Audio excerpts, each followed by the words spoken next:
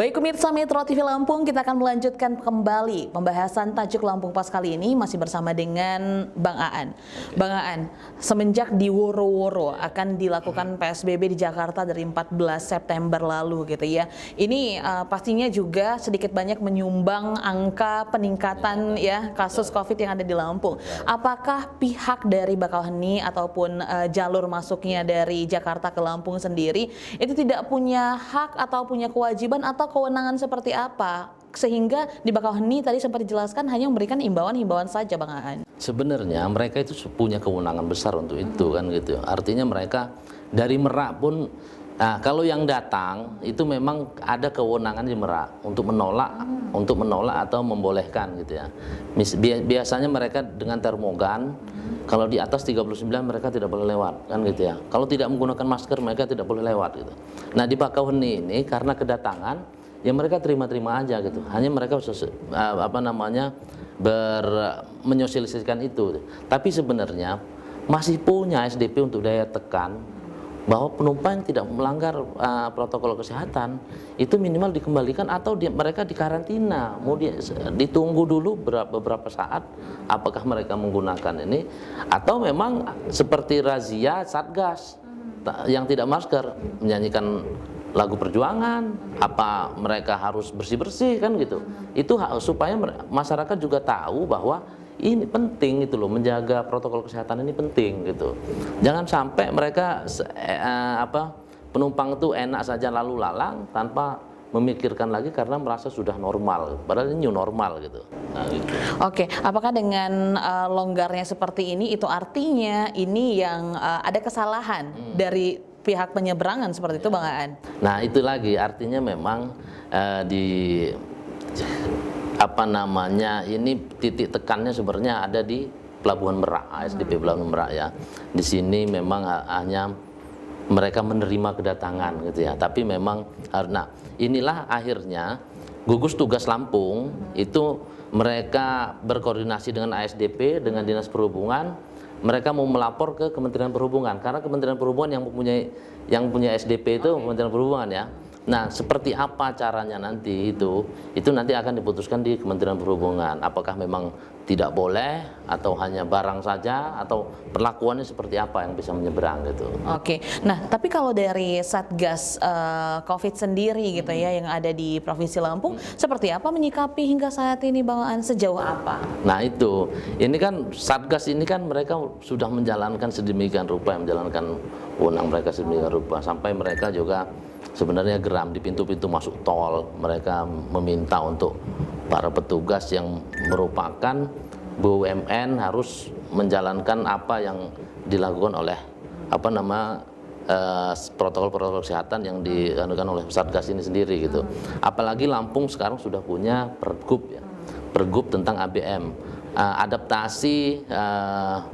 adaptasi hidup normal ya. Itu artinya ada aturan-aturan yang harus dilakukan saat di Lampung gitu, dan itu diawasi ketat oleh gugus tugas gitu.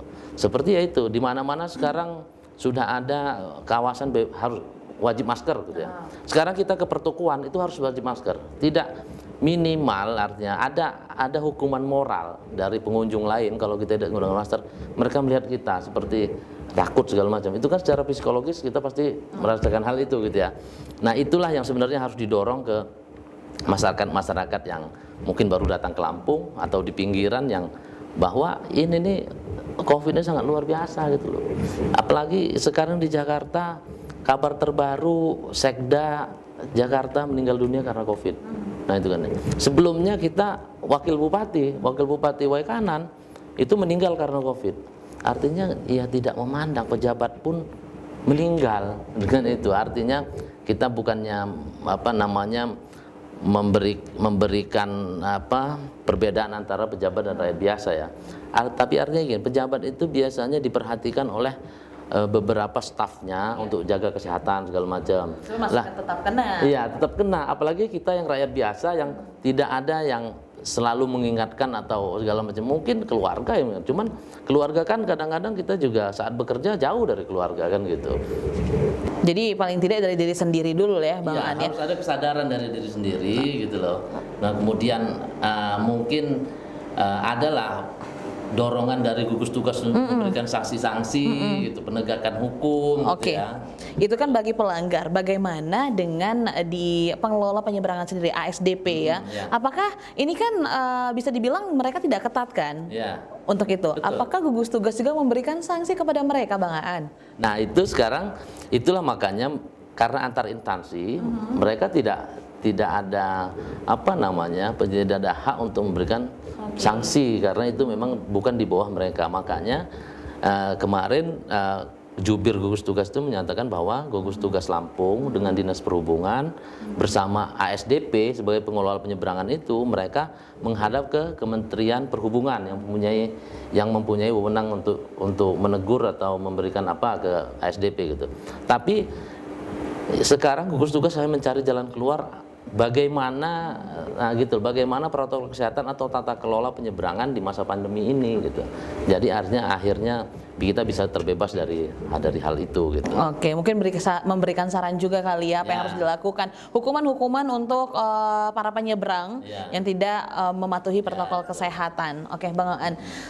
Hingga saat ini sebenarnya apa solusi yang bisa ditawarkan untuk permasalahan seperti ini, Bang Aan?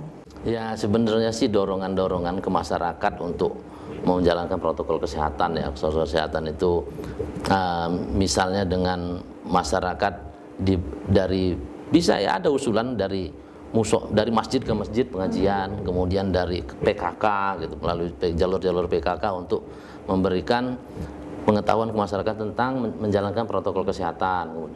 Kemudian juga ada gugus tugas yang memberikan sanksi razia, diperketat razianya untuk memberikan sanksi kepada masyarakat yang tidak mematuhi atau melanggar protokol kesehatan itu dengan hukuman yang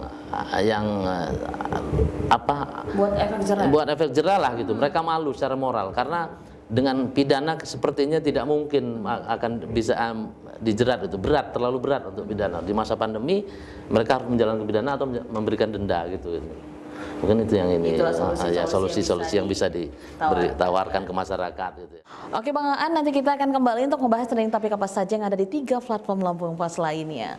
Baik pemirsa Metro TV Lampung, jangan kemana-mana, sesaat lagi kita akan membahas trending topik apa saja yang ada di lampos.co, lampungpos.id, dan sai100fm.id. Tetaplah bersama kami.